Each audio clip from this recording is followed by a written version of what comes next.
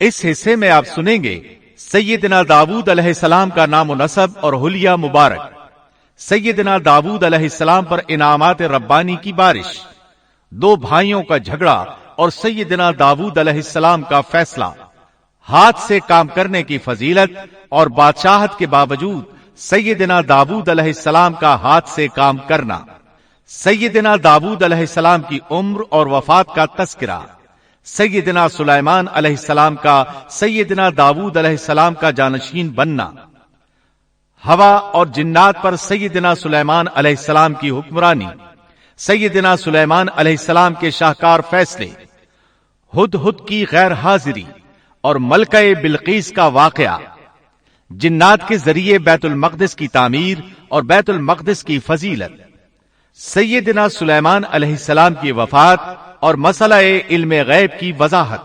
تو آئیے سنتے ہیں دارالسلام اسٹوڈیو لاہور پاکستان سے قصص الانبیاء کا 18واں حصہ بے مثال بادشاہت، پیشکش محمد طارق شاہد۔ داؤد علیہ السلام کا سلسلہ نسب یہودا بن یعقوب سے جا ملتا ہے۔ آپ چھوٹے قد کے تھے، آنکھیں نیلی، بال ہلکے اور دل کے صاف شفاف تھے۔ آپ بنی اسرائیل پر حکومت کرنے لگے۔ اللہ تعالیٰ نے ان کی حکومت کو مضبوط کر دیا اور یوں بنی اسرائیل ایک بار پھر یکجا ہو گئے۔ اللہ تعالیٰ نے آپ پر بہت سے معجزات ظاہر فرمائے۔ آپ پر ایک کتاب بھی نازل ہوئی جسے زبور کے نام سے جانا جاتا ہے۔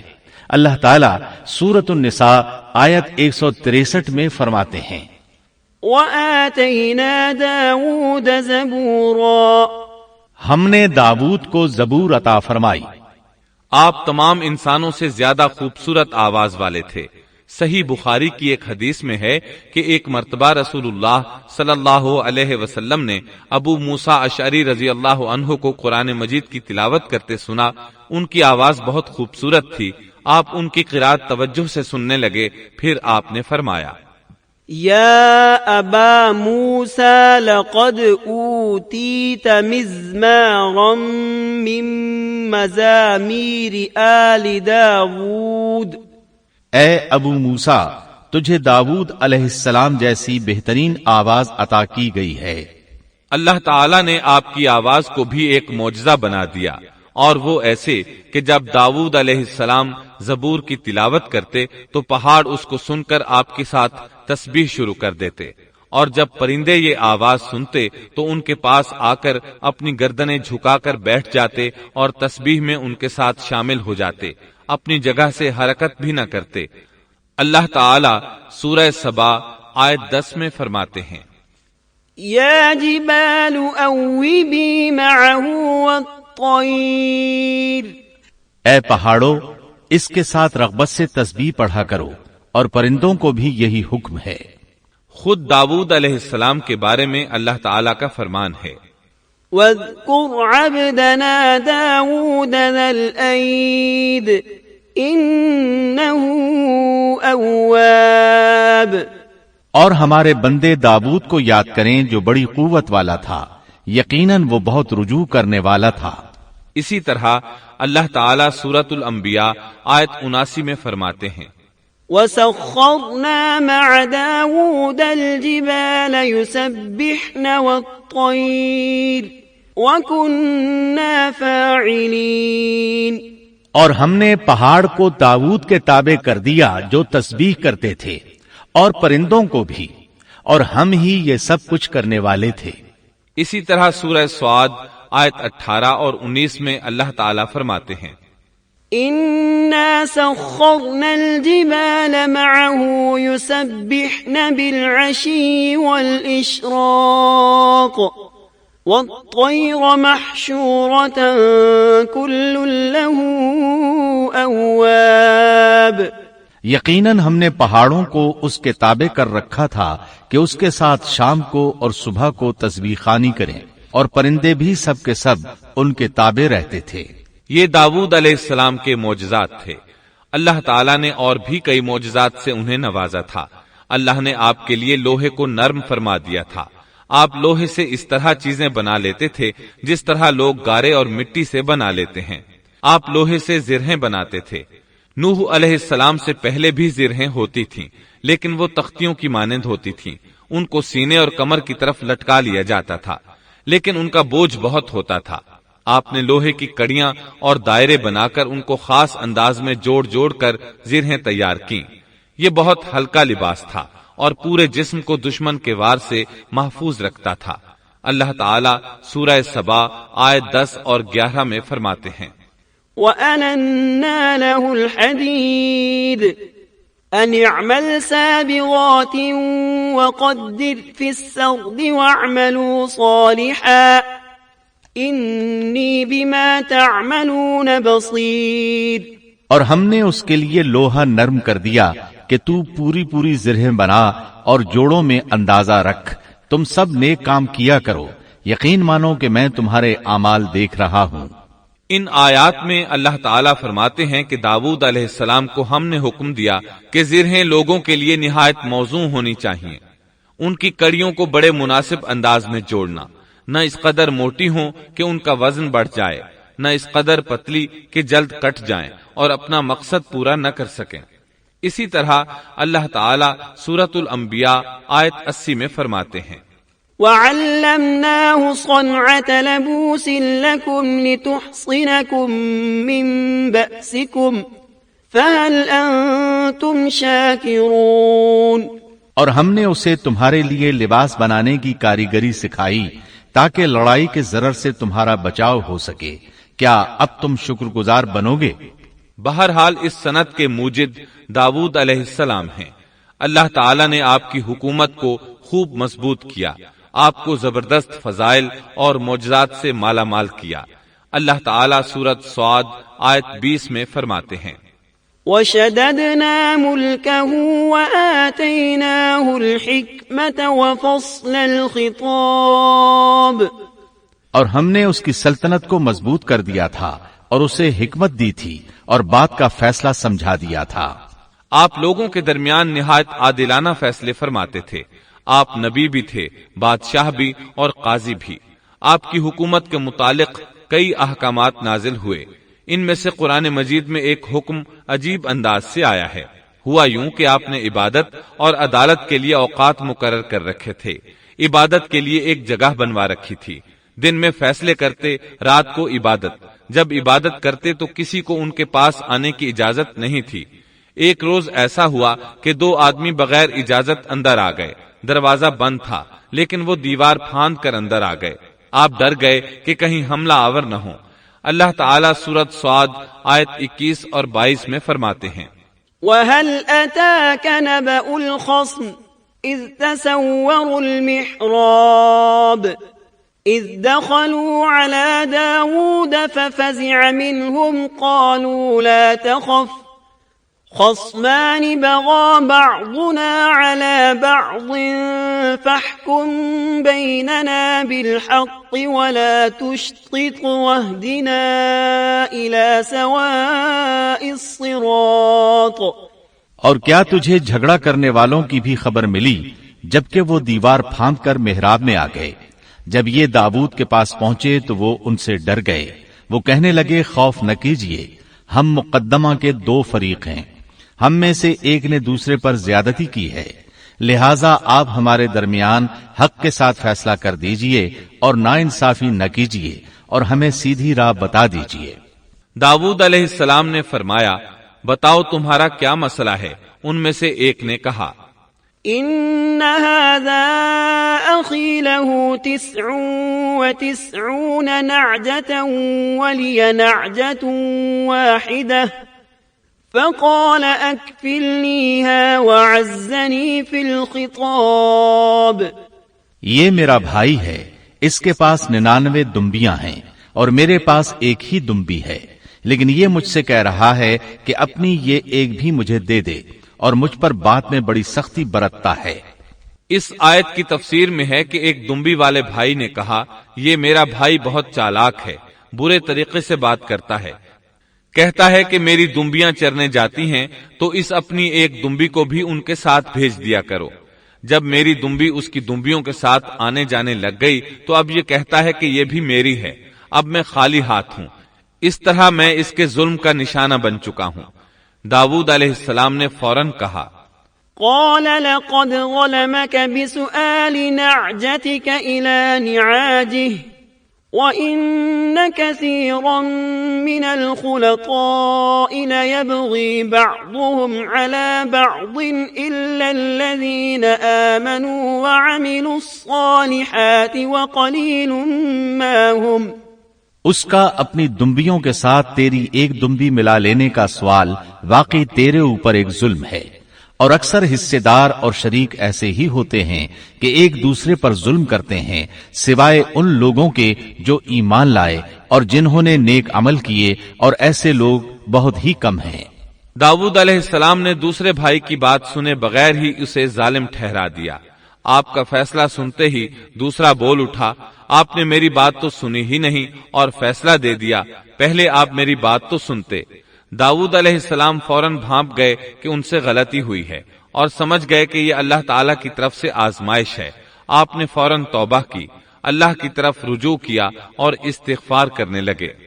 وَظَنَّ دَاوُودُ أَنَّمَا فَتَنَّاهُ فَاسْتَغْفَرَ رَبَّهُ وَخَرَّ رَاكِعًا وَأَنَابَ فَغَفَرْنَا لَهُ ذَلِكَ وَإِنَّ لَهُ عِندَنَا لَزُلْفَىٰ وَحُسْنَ مَآبٍ۔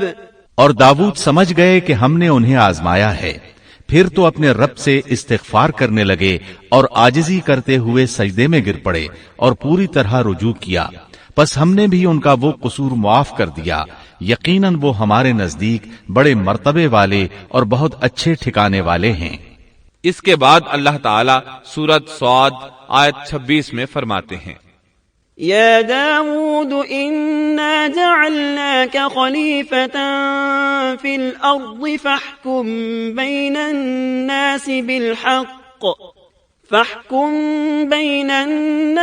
بالحق ولا تتبع الهوى فيضلك عن سبيل الله إن الذين يضلون عن سبيل الله لهم عذاب شديد بما نسوا يوم الحساب۔ اے داؤد، ہم نے تمہیں زمین میں خلیفہ بنا دیا، تم لوگوں کے درمیان حق کے ساتھ فیصلہ کیا کرو اور اپنی نفسانی خواہش کی پیروی نہ کرو، ورنہ وہ تمہیں اللہ کی راہ سے بھٹکا دے گی۔ یقیناً جو لوگ اللہ کی راہ سے بھٹک جاتے ہیں ان کے لیے سخت عذاب ہے، اس لیے کہ انہوں نے حساب کے دن کو بھلا دیا ہے۔ اس طرح داؤد علیہ السلام اللہ تعالیٰ کے اس فرمان کے مطابق فیصلے کرنے لگے۔ اللہ کے ہاں ان کا احترام اور اکرام اور بڑھ گیا۔ آپ کثرت سے روزے رکھتے اور خوب عبادت کرتے۔ آپ اس وقت تمام انسانوں سے بڑھ کر اللہ کی عبادت کرنے والے تھے۔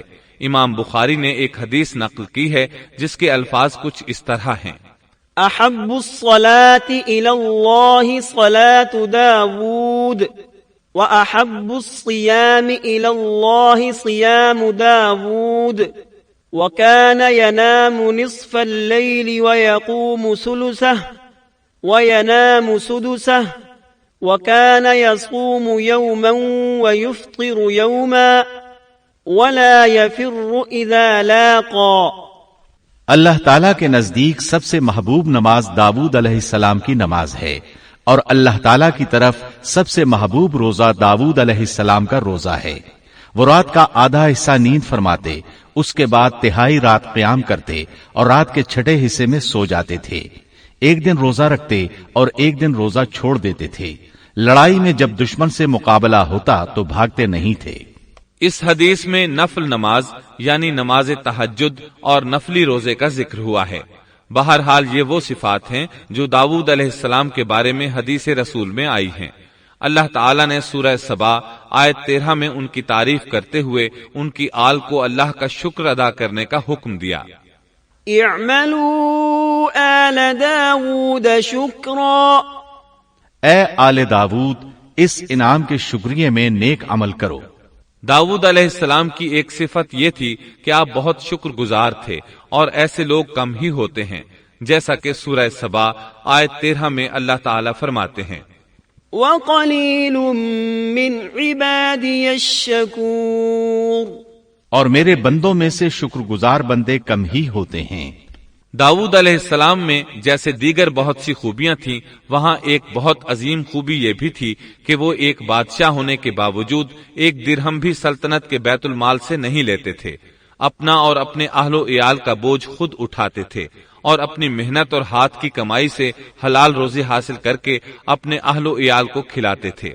داؤد علیہ السلام کی اس عظیم صفت کو نبی کریم صلی اللہ علیہ وسلم نے یوں بیان کیا ہے، صحیح بخاری میں ہے، ما أكل طعاما قط خيرا من أن يأكل من عمل يده وإن نبي الله داود عليه السلام كان يأكل من عمل يده۔ کسی انسان نے اس شخص سے بہتر روزی نہیں کھائی جو خود اپنے ہاتھ سے کما کر کھاتا ہے۔ اللہ کے نبی داؤد علیہ السلام بھی اپنے ہاتھ سے کام کر کے روزی کھایا کرتے تھے۔ بعض مفسرین بیان کرتے ہیں کہ داؤد علیہ السلام دعا مانگا کرتے تھے کہ اے میرے اللہ، کوئی ایسی صورت پیدا کر دے کہ میرے لیے ہاتھ کی کمائی آسان ہو جائے، کیونکہ میں بیت المال پر اپنا بوجھ نہیں ڈالنا چاہتا۔ تو اللہ تعالیٰ نے آپ کی اس خواہش کو اس فضیلت کے ساتھ قبول فرمایا کہ ان کے ہاتھ میں لوہے کو موم کی طرح نرم کر دیا، جس سے وہ زرہیں بناتے اور انہیں فروخت کر کے اپنے اہل و عیال کی کفالت کرتے۔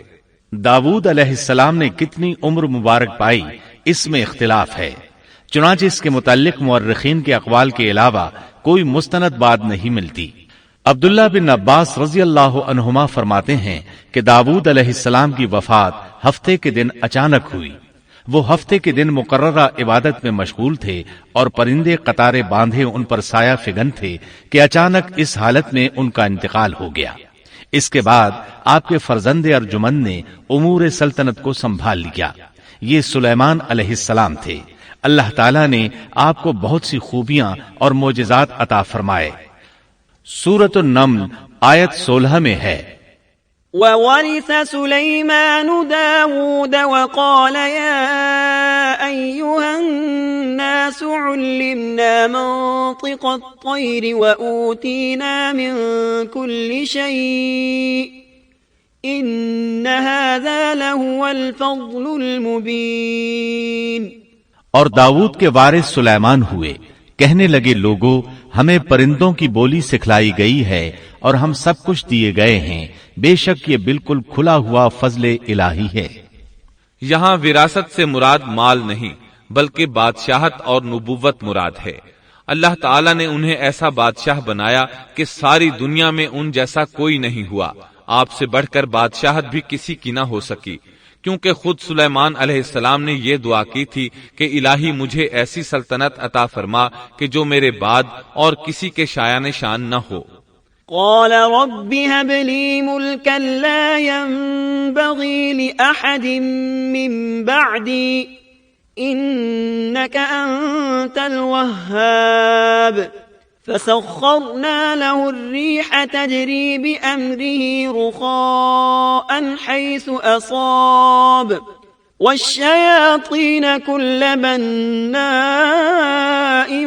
وغواص وآخرین مقرنین فی الأصفاد۔ کہا کہ اے میرے رب، مجھے بخش دے اور مجھے ایسا ملک عطا فرما جو میرے سوا کسی شخص کے لائق نہ ہو، تو بڑا ہی دینے والا ہے۔ پس ہم نے ہوا کو ان کے ماتحت کر دیا، وہ آپ کے حکم سے جہاں آپ چاہتے نرمی سے پہنچا دیا کرتی تھی، اور طاقتور جنوں کو بھی ان کا ماتحت کر دیا، ہر عمارت بنانے والے کو اور غوطہ خور کو اور دوسرے جنات کو بھی جو زنجیروں میں جکڑے رہتے تھے۔ جن سلیمان علیہ السلام کے حکم سے بلند و بالا عمارتیں تعمیر کرتے تھے، دریاؤں میں غوطہ لگا کر ان سے ہیرے جواہرات اور موتی وغیرہ نکالتے تھے۔ دوسرے جو کام عام انسانوں کی طاقت سے زیادہ ہوتے تھے وہ آپ جنوں سے لیا کرتے تھے۔ جو جن آپ کے حکم سے سرتابی کرتے یا شرارتیں کر کے کام میں رکاوٹ ڈالتے یا دوسروں کو تنگ کرتے تو آپ انہیں زنجیروں میں جکڑ کر قید خانے میں ڈال دیتے، اور یہ آپ پر اللہ کی طرف سے بہت بڑا انعام اور احسان تھا، جیسا کہ اللہ تعالیٰ سورۃ صاد آیت 39 میں فرماتے ہیں، هذا عطاؤنا فامنن او امسک بغیر حساب۔ یہ ہے ہمارا عطیہ، اب تو احسان کر یا روک رکھ، कुछ हिसाब नहीं। اللہ تعالیٰ نے سلیمان علیہ السلام کو ان پر قبضہ اور اختیار دے دیا اور فرمایا اب آپ کی مرضی، آپ انہیں سزا دیں یا درگزر کریں، کسی کو کچھ دیں یا روک لیں، آپ کے لیے سب کچھ جائز ہے۔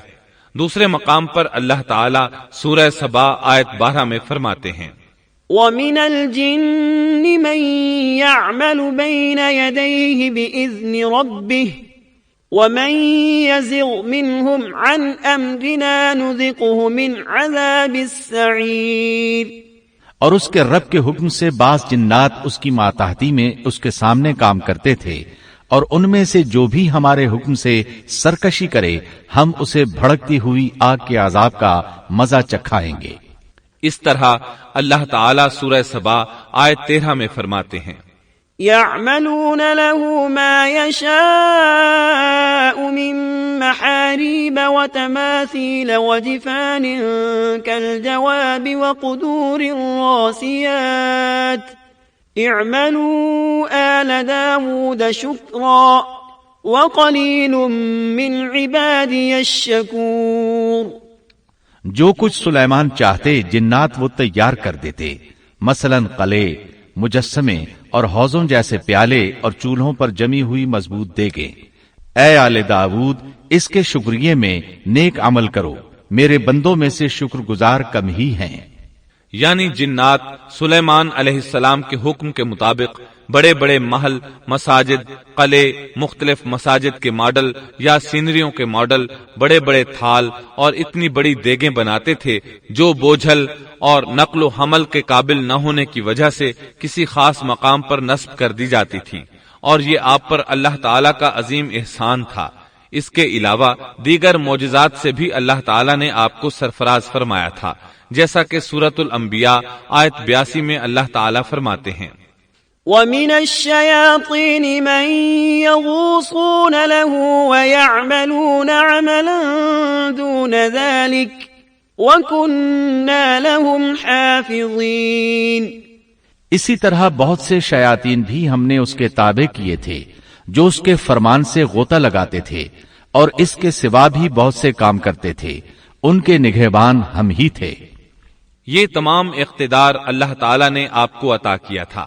آپ کے معجزات میں سے ایک معجزہ یہ بھی تھا کہ ہوا آپ کے لیے مسخر یعنی مطیع و فرما بردار تھی۔ اللہ تعالیٰ سورہ صاد آیت 36 میں فرماتے ہیں فَسَخَّرْنَا لَهُ الرِّيحَ تَجْرِي بِأَمْرِهِ رُخَاءً حَيْثُ أَصَابَ۔ بس ہم نے ہوا کو ان کے ماتحت کر دیا، وہ آپ کے حکم سے جہاں آپ چاہتے نرمی سے پہنچا دیا کرتی تھی۔ اللہ تعالیٰ سورۃ الانبیاء آیت 81 میں فرماتے ہیں وَلِسُلَيْمَانَ الرِّيحَ عَاصِفَةً تَجْرِي بِأَمْرِهِ إِلَى الْأَرْضِ الَّتِي بَارَكْنَا فِيهَا وَكُنَّا بِكُلِّ شَيْءٍ عَالِمِينَ۔ اور ہم نے تیز و تند ہوا کو سلیمان کے تابع کر دیا جو اس کے فرمان کے مطابق اس زمین کی طرف چلتی تھی جہاں ہم نے برکت دے رکھی ہے، اور ہم ہر چیز کا علم رکھنے والے ہیں۔ اسی طرح اللہ تعالیٰ سورہ سبا آیت 12 میں فرماتے ہیں وَلِسُلَيْمَانَ الرِّيحَ غُدُوُّهَا شَهْرٌ وَرَوَاحُهَا شَهْرٌ۔ اور ہم نے سلیمان کے لیے ہوا کو مسخر کر دیا کہ صبح کی منزل اس کی مہینہ بھر کی ہوتی تھی اور شام کی منزل بھی مہینہ بھر کی ہوتی تھی۔ دیگر معجزات کی طرح اللہ تعالیٰ نے سلیمان علیہ السلام کو یہ معجزہ بھی عطا فرمایا کہ تیز و تند ہوا کو ان کا تابع فرمان بنا دیا۔ آپ اس ہوا کو جس طرح کا حکم دیتے وہ حکم کی تعمیل کرتی، اور اس طرح آپ 1 ماہ کا سفر چند گھنٹوں میں طے کر لیا کرتے تھے۔ داؤد علیہ السلام کو تو اللہ تعالیٰ نے لوہے کی ڈھلائی کا کام سکھایا تھا، جبکہ سلیمان علیہ السلام کو لوہے کی ڈھلائی کے علاوہ تانبے کی ڈھلائی کا فن بھی سکھایا۔ سورہ سبا آیت 12 میں اللہ تعالیٰ فرماتے ہیں وَأَسَلْنَا لَهُ عَيْنَ الْقِطْرِ۔ اور ہم نے اس کے لیے تانبے کا چشمہ بہا دیا۔ اس چشمے میں پانی کی بجائے تانبا بہتا تھا، آپ اس سے جو چاہتے بنا لیتے۔ آپ گھوڑوں کو بہت پسند فرماتے تھے، آپ کے پاس بہت سے گھوڑے تھے۔ اللہ تعالیٰ سورۃ صاد آیت 30 تا 33 میں فرماتے ہیں، وَوَهَبْنَا لِدَاوُودَ سُلَيْمَانَ نِعْمَ الْعَبْدُ إِنَّهُ أَوَّابٌ إِذْ عُرِضَ عَلَيْهِ بِالْعَشِيِّ الصَّافِنَاتُ الْجِيَادُ فقال إني أحببت حب الخير عن ذكر ربي حتى توارت بالحجاب ردوها علي فطفق مسحا بالسوق والأعناق۔ اور ہم نے داؤد کو سلیمان عطا فرمایا جو بڑا اچھا بندہ تھا اور بے حد رجوع کرنے والا تھا۔ جب ان کے سامنے شام کے وقت تیز رو خاصے کے گھوڑے پیش کیے گئے تو کہنے لگے، میں نے ان گھوڑوں پر اپنے پروردگار کی یاد کو ترجیح دی یہاں تک کہ آفتاب غروب ہو گیا۔ ان گھوڑوں کو دوبارہ میرے سامنے لاؤ۔ پھر تو ان کی پنڈلیوں اور گردنوں پر ہاتھ پھیرنے لگے۔ گھوڑے 20,000 سے زائد تھے۔ گھوڑوں کے معائنے میں ان کا روزمرہ کا ذکر رہ گیا۔ تب انہیں ذکر الہی کا خیال آیا جس پر انہیں سخت صدمہ ہوا اور کہنے لگے کہ میں گھوڑوں کی محبت میں اتنا گم ہو گیا کہ سورج غروب ہو گیا۔ تو ان گھوڑوں کو دوڑایا کہ وہ نظروں سے اوجھل ہو گئے۔ پھر انہیں دوبارہ طلب کیا اور پیار محبت سے ان کی پنڈلیوں اور گردنوں پر ہاتھ پھیرنا شروع کر دیا۔ امام بخاری نے ابو ہریرہ رضی اللہ عنہ سے روایت کی ہے کہ ایک مرتبہ سلیمان علیہ السلام نے ارادہ کیا کہ اس شب میں اپنی بیویوں کے ساتھ اس دیواجی فریضہ ادا کروں گا تو میری ہر ایک بیوی سے لڑکا پیدا ہوگا اور وہ میدان جہاد کا مجاہد بنے گا، لیکن اس ارادے کے ساتھ انشاءاللہ کہنا بھول گئے۔ اللہ تعالیٰ کو جلیل القدر پیغمبر کا یہ طرز پسند نہ آیا، چنانچہ اللہ تعالیٰ نے سلیمان علیہ السلام کے اس دعوے کو اس طرح غلط ثابت کر دیا کہ تمام بیویوں میں سے صرف ایک بیوی کے ہاں مردہ بچہ پیدا ہوا۔ تب سلیمان علیہ السلام کو احساس ہوا کہ یہ انشاءاللہ نہ کہنے کا نتیجہ ہے، چنانچہ انہوں نے فوری توبہ کی اور انشاءاللہ کہنے کو اپنا معمول بنا لیا۔ اللہ تعالیٰ نے آپ کو فیصلہ کرنے کی زبردست صلاحیت عطا فرمائی تھی۔ سورۃ الانبیاء آیت 87 میں ہے، وَدَاوُودَ وَسُلَيْمَانَ إِذْ يَحْكُمَانِ فِي الْحَرْثِ إِذْ نَفَشَتْ فِيهِ غَنَمُ الْقَوْمِ وَكُنَّا لِحُكْمِهِمْ شَاهِدِينَ۔ اور داؤد اور سلیمان کو یاد کیجئے جبکہ وہ کھیت کے معاملے میں فیصلہ کر رہے تھے کہ کچھ لوگوں کی بکریاں اس میں چر چگ گئی تھیں اور ان کے فیصلے میں ہم موجود تھے۔ ہوا یہ کہ دو آدمی ہمسائے تھے، ان میں جھگڑا ہو گیا۔ ان میں سے ایک کے پاس کھیت تھا، اس میں اس نے فصل بو رکھی تھی، دوسرے کے پاس کچھ بکریاں تھیں۔ بکریوں کا چرواہا رات کے وقت دیوار والے دروازے کو بند کر دیتا تھا تاکہ بکریاں نکل کر فصل کو نقصان نہ پہنچائیں۔ ایک دن وہ دروازہ بند کرنا بھول گیا، بکریاں کھیت میں آ کر چرنے لگیں، فصل خراب ہو گئی۔ دونوں داؤد علیہ السلام کے پاس آئے، اپنا مقدمہ پیش کیا۔ داؤد علیہ السلام قاضی بھی تھے۔ اس وقت سلیمان علیہ السلام کہیں گئے ہوئے تھے۔ داؤد علیہ السلام مقدمہ سن کر کہنے لگے، یہ بکریوں والے کی سستی کا نتیجہ ہے، اس کا حل یہی ہے کہ وہ تیری بکریاں اپنی تحویل میں لے لے۔ دونوں فریق باہر نکلے تو سلیمان علیہ السلام سے ملاقات ہوئی۔ انہوں نے تفصیل سن کر فرمایا، میرے ساتھ آؤ۔ وہ انہیں داؤد علیہ السلام کے پاس لے آئے اور بولے، اس مقدمے کا اس سے بہتر فیصلہ یہ ہے کہ یہ بکریاں زمین والے کو دے دیں اور زمین بکریوں والے کو۔ جب بکریوں والا زمین کو پہلی حالت میں اگا دے گا تو آپ دونوں کی چیزیں انہیں لوٹا دیں۔ اس دوران کھیتی کا مالک بکریوں کے دودھ سے فائدہ حاصل کرتا رہے گا۔ یہ فیصلہ زیادہ بہتر ہے۔ اس سے بکریوں والا اپنی بکریوں سے بالکل محروم نہ ہوا اور کھیتی والے کا نقصان پورا ہو گیا۔ یہ فیصلہ آپ کو اللہ تعالیٰ نے سمجھایا تھا۔ اللہ تعالیٰ سورۃ الانبیاء آیت 89 میں فرماتے ہیں، فَفَهَّمْنَاهَا سُلَيْمَانَ وَكُلًّا آتَيْنَا حُكْمًا وَعِلْمًا۔ ہم نے اس کا صحیح فیصلہ سلیمان کو سمجھا دیا، ہاں ہر ایک کو ہم نے علم و حکمت سے نوازا تھا۔ بخاری اور مسلم میں ایک حدیث ہے، اس میں اسی قسم کا ایک واقعہ بیان ہوا ہے کہ دو عورتیں اپنا مقدمہ داؤد علیہ السلام کے پاس لائیں۔ دونوں کو اللہ نے ایک ایک بچہ دے رکھا تھا۔ ایک بھیڑیے نے حملہ کر کے بڑی عمر والی کا بچہ چیر پھاڑ ڈالا۔ عورت چالاک تھی، اس نے چھوٹی عمر والی کا بچہ چھین لیا کہ یہ میرا بچہ ہے۔ داؤد علیہ السلام نے دیکھا بچہ بڑی عورت کے پاس ہے تو اس کے حق میں فیصلہ دے دیا۔ سلیمان علیہ السلام نے داؤد علیہ السلام سے اجازت چاہتے ہوئے کہا، کیا میں اس مقدمے کا فیصلہ کر سکتا ہوں؟ انہوں نے اجازت دے دی۔ سلیمان علیہ السلام نے عورت سے کہا، بچہ مجھے دے دو۔ بچہ ہاتھ میں لے کر انہوں نے تلوار نکالی اور دونوں عورتوں سے فرمایا، میں اس کے 2 ٹکڑے کر کے تم دونوں میں برابر برابر تقسیم کرنے لگا ہوں۔ یہ سن کر بڑی عورت بولی کہ ٹھیک ہے، جبکہ چھوٹی عورت مامتا کی وجہ سے چلا اٹھی کہ آپ اسے زندہ رہنے دیں اور اسے دے دیں۔ یہ سنتے ہی سلیمان علیہ السلام بول اٹھے، تو ہی اس کی ماں ہے، جس سے اپنے بچے کے ٹکڑے دیکھنا برداشت نہ ہو سکا، پھر بچہ اسے دے دیا۔ سلیمان علیہ السلام کا ایک تیسرا واقعہ قرآن میں یوں ہے، سورۃ النمل آیت 17 اور 18 میں ہے، وحشر لسليمان جنوده من الجن والإنس والطير فهم يوزعون حتى إذا أتوا على واد النمل قالت نملة يا أيها النمل ادخلوا مساكنكم لا يحطمنكم سليمان وجنوده وهم لا يشعرون۔ اور سلیمان کے سامنے ان کے تمام لشکر جنات، انسان اور پرندوں میں سے جمع کیے گئے، ہر قسم الگ الگ کھڑی کر دی گئی۔ جب وہ چیونٹیوں کے میدان میں پہنچے تو ایک چیونٹی نے کہا، اے چیونٹیوں، اپنے اپنے گھروں میں گھس جاؤ، ایسا نہ ہو کہ بے خبری میں سلیمان اور ان کا لشکر تمہیں روند ڈالے۔ ان تمام لشکروں کو اکٹھا کیا گیا تھا۔ اللہ تعالی نے چونٹی کی یہ بات سلیمان علیہ السلام کو سنوا دی۔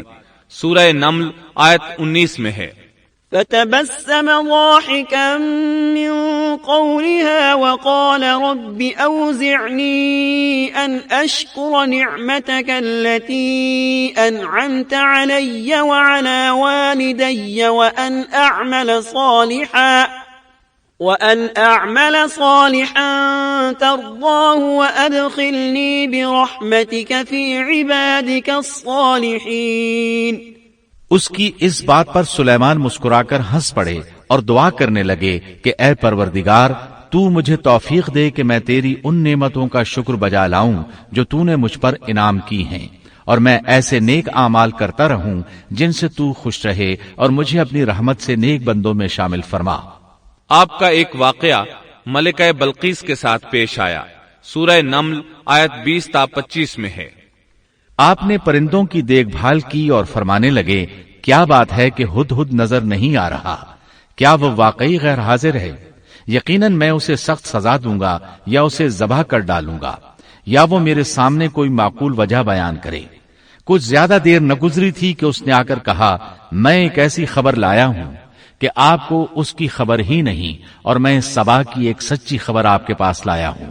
میں نے دیکھا ہے کہ ان کی بادشاہ ایک عورت ہے جسے ہر قسم کی چیز سے کچھ نہ کچھ دیا گیا ہے، اور اس کا تخت بھی بڑا عظیم ہے۔ میں نے اسے اور اس کی قوم کو اللہ تعالیٰ کو چھوڑ کر سورج کو سجدہ کرتے ہوئے پایا ہے۔ شیطان نے ان کے کام مزین کر کے انہیں دکھلا کر سیدھے راستے سے ہٹا دیا ہے، پس وہ ہدایت پر نہیں آتے کہ اسی اللہ کو سجدہ کریں جو آسمانوں اور زمینوں کی پوشیدہ چیزوں کو باہر نکالتا ہے، اور جو کچھ تم چھپاتے اور ظاہر کرتے ہو وہ سب کچھ جانتا ہے۔ ہدہد نے اللہ تعالیٰ کی یہ صفت اس لیے بیان کی کہ یہ اپنی حس کے ذریعے زمین میں پانی والے حصے کا پتہ چلا لیتا ہے۔ سلیمان علیہ السلام کو بھی یہی ہدہد بتایا کرتا تھا کہ پانی کہاں ہے، پھر آپ جنات کے ذریعے پانی نکلواتے تھے۔ یہ اطلاع سن کر سلیمان علیہ السلام حیران ہوئے۔ آپ نے ہدہد سے کہا، ہم ابھی تمہاری بات کی تصدیق کر لیتے ہیں۔ سورہ نمل آیت 27 اور 28 میں ہے، قال سننظر أصدقت أم كنت من الكاذبين اذهب بكتابي هذا فألقه إليهم ثم تول عنهم فانظر ماذا يرجعون۔ سلیمان نے کہا، اب ہم دیکھیں گے کہ تو نے سچ کہا ہے یا تو جھوٹا ہے۔ میرے اس خط کو لے جا کر انہیں دے دے، پھر ان کے پاس سے ہٹ آ اور دیکھ کہ وہ کیا جواب دیتے ہیں۔ آپ نے ایک خط لکھ کر اسے دیا۔ ہدہد وہ خط لے کر ملکہ بلقیس کے محل پہنچا۔ خط اس کے سامنے گرا کر خود دیوار پر جا بیٹھا۔ خط دیکھ کر ملکہ بلقیس نے کہا، قالت يا أيها الملأ إني ألقي إلي كتاب كريم إنه من سليمان وإنه بسم الله الرحمن الرحيم ألا تعلوا علي وأتوني مسلمين قالت يا أيها الملأ أفتوني في أمري ما كنت قاطعة أمرا حتى تشهدون قالوا نحن أولو قوة وأولو بأس شديد والأمر إليك فانظري ماذا تأمرين قالت إن الملوك إذا دخلوا قرية أفسدوها وجعلوا أعزة أهلها أذلة وكذلك يفعلون وإني مرسلة إليهم بهدية فناظرة بما يرجع المرسلون۔ وہ کہنے لگی، اے سردارو، میری طرف ایک باوقت خط ڈالا گیا ہے جو سلیمان کی طرف سے ہے اور جو بخشش کرنے والے مہربان اللہ کے نام سے شروع ہے، یہ کہ تم میرے سامنے سرکشی نہ کرو اور مسلمان بن کر میرے پاس آ جاؤ۔ اس نے کہا، اے میرے سردارو، تم میرے اس معاملے میں مجھے مشورہ دو۔ میں کسی امر کا قطعی فیصلہ جب تک تمہاری موجودگی اور رائے نہ ہو نہیں کیا کرتی۔ ان سب نے جواب دیا کہ ہم طاقت اور قوت والے، سخت لڑنے بھیڑنے والے ہیں، آگے آپ کو اختیار ہے، آپ خود ہی سوچ لیجئے کہ ہمیں آپ کیا کچھ حکم فرماتی ہیں۔ اس نے کہا کہ بادشاہ جب کسی بستی میں گھستے ہیں تو اسے اجاڑ دیتے ہیں اور وہاں کے باعزت لوگوں کو ذلیل کر دیتے ہیں، اور یہ لوگ بھی ایسا ہی کریں گے۔ میں انہیں ایک ہدیہ بھیجنے والی ہوں، پھر دیکھ لوں گی کہ قاصد کیا جواب لے کر لوٹتے ہیں۔ ملکہ بلقیس یہ اندازہ کرنا چاہتی تھی کہ سلیمان علیہ السلام کس قسم کے بادشاہ ہیں اور یہ کہ وہ ان کے خلاف لڑ سکیں گے یا نہیں۔ چنانچہ اس نے فلسطین کی طرف بے شمار تحائف روانہ کیے تاکہ لڑائی کی نوبت نہ آئے، لیکن جب یہ تحائف سلیمان علیہ السلام کے پاس پہنچے تو آپ غضبناک ہو گئے۔ فلما جاء سليمان قال أتمدونني بمال فما آتاني الله خير مما آتاكم بل أنتم بهديتكم تفرحون ارجع إليهم فلنأتينهم بجنود لا قبل لهم بها ولنخرجنهم منها أذلة وهم صاغرون۔ پس جب قاصد سلیمان کے پاس پہنچا تو آپ نے فرمایا، کیا تم مال سے مجھے مدد دینا چاہتے ہو؟ مجھے تو میرے رب نے اس سے بہت بہتر دے رکھا ہے جو اس نے تمہیں دیا ہے، پس تم ہی اپنے تحفے سے خوش رہو۔ جا ان کی طرف واپس لوٹ جا، ہم ان کے مقابلے پر وہ لشکر لائیں گے جن کے سامنے پڑنے کی ان میں طاقت نہیں، اور ہم انہیں ذلیل و پست کر کے وہاں سے نکال باہر کریں گے۔ قاصد ان کا جواب سن کر اور یہ صورتحال دیکھ کر دہشت زدہ ہو گئے۔ انہوں نے بلقیس کے پاس جا کر ساری حقیقت بیان کر دی۔ ملکہ بلقیس نے انہیں پیغام بھجوایا کہ ہم اسلام قبول کرنے کے لیے تیار ہیں۔ سلیمان علیہ السلام تک اس کا پیغام پہنچا تو آپ اپنے درباریوں کی طرف متوجہ ہوئے۔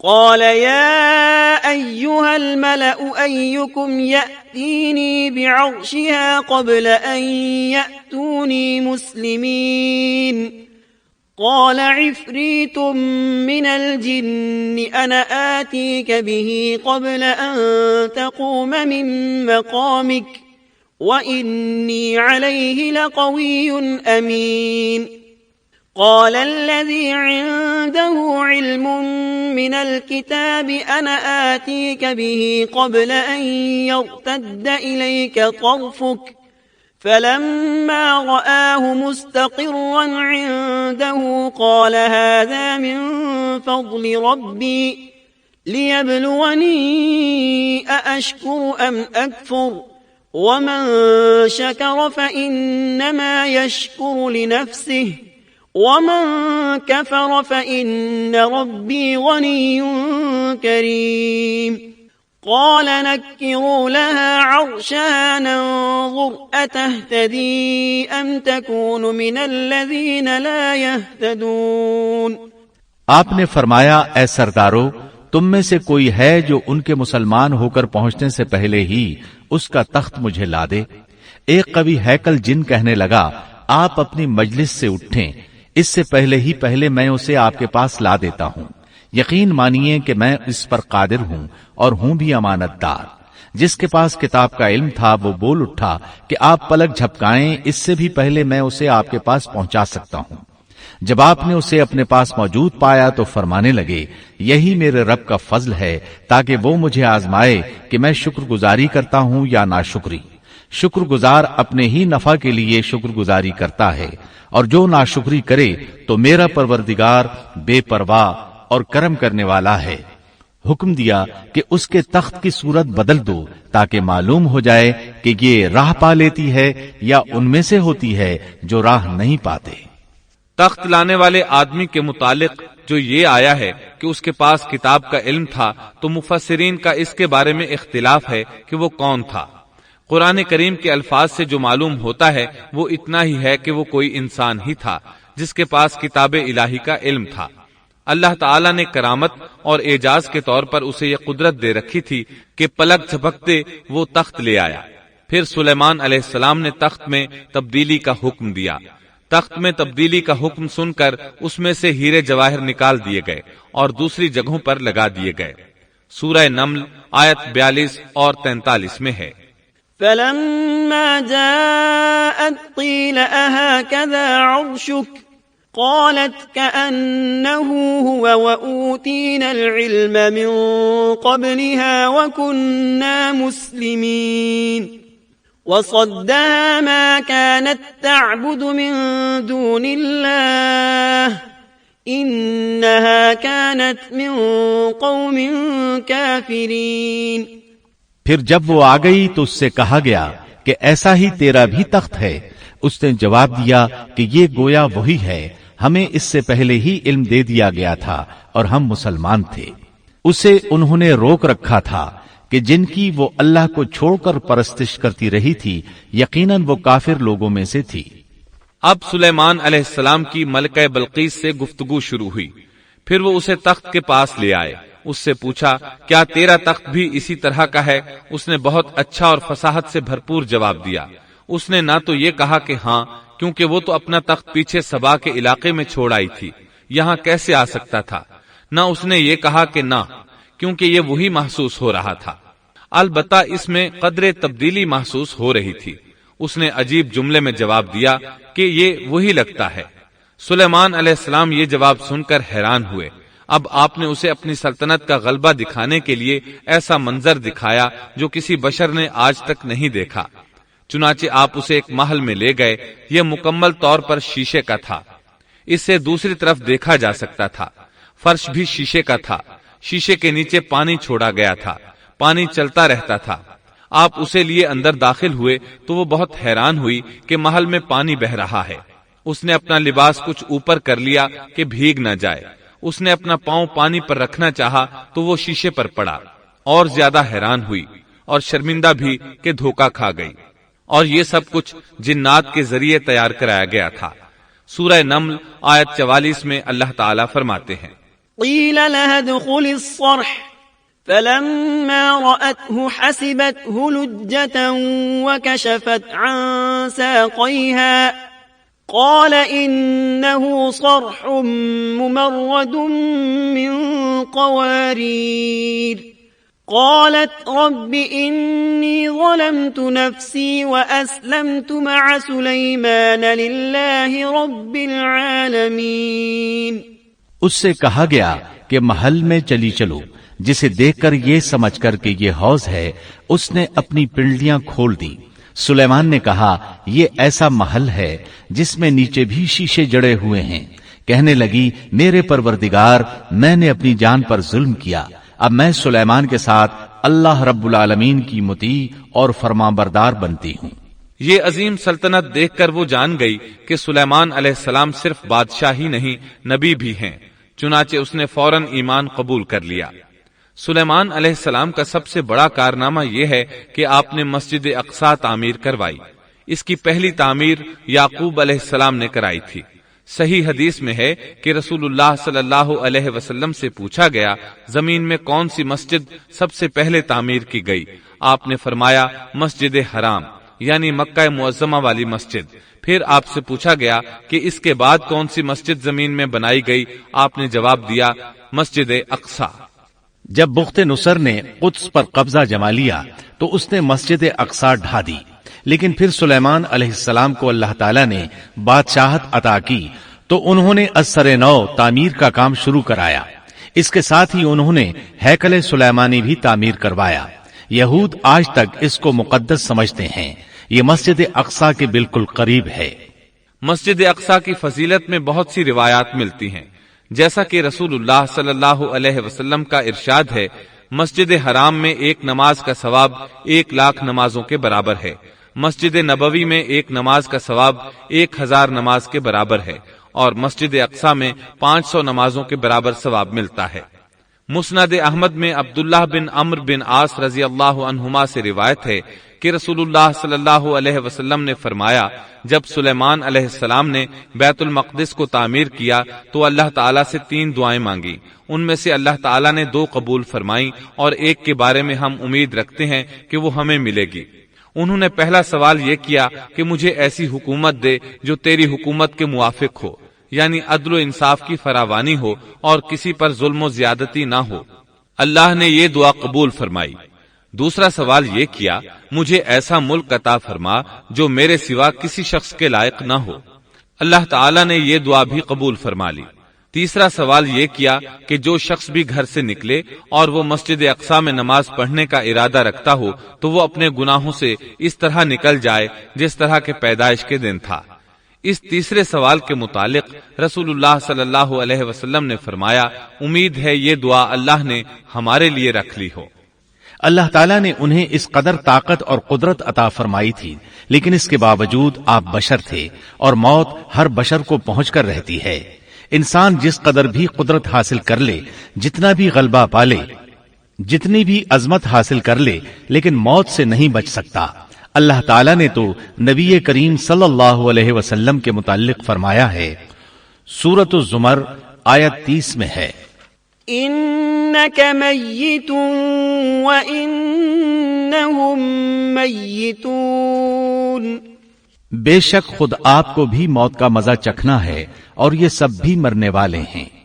اللہ تعالیٰ نے چاہا کہ سلیمان علیہ السلام کی موت سے بھی لوگوں کو عبرت ہو اور نشانیاں ظاہر ہوں، کیونکہ اس دور میں لوگ جنات کے فتنے میں مبتلا تھے، یہ خیال کرتے تھے کہ جنات کو غیب کا علم ہے۔ اللہ تعالیٰ نے چاہا کہ لوگوں کو سلیمان علیہ السلام کی موت کے ذریعے بتائیں کہ جنات کو علم غیب نہیں ہے۔ ایک دن سلیمان علیہ السلام نے جنات کو سختی کے ساتھ مسخر کیا اور وہ آپ کے سامنے کام کرنے لگے۔ آپ ان کی نگرانی کرتے رہتے۔ جنات کے دلوں میں آپ کا بہت خوف تھا۔ آپ انہیں سستی کرنے پر سخت سزا دیتے تھے۔ آپ کھڑے ان کی نگرانی کر رہے تھے۔ اس وقت آپ کی عمر 150 سال تھی۔ جنات بیت المقدس کی تعمیر میں مصروف تھے۔ ایسے میں آپ نے اپنا عصا پکڑا اور اس پر اپنی ہتھیلیاں ٹکا دیں، پھر ہتھیلیوں پر اپنا سر رکھ دیا۔ اس طرح ان کی نگرانی کرتے رہے۔ اسی حالت میں اللہ تعالیٰ نے آپ کی روح قبض کر لی، تاہم آپ کی آنکھیں کھلی رہیں۔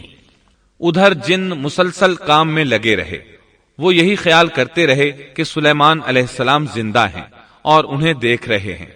آپ کا خلیفہ آیا تو وہ جان گیا آپ انتقال کر گئے ہیں، لیکن اس نے بھی جنات پر یہ بات ظاہر نہ کی۔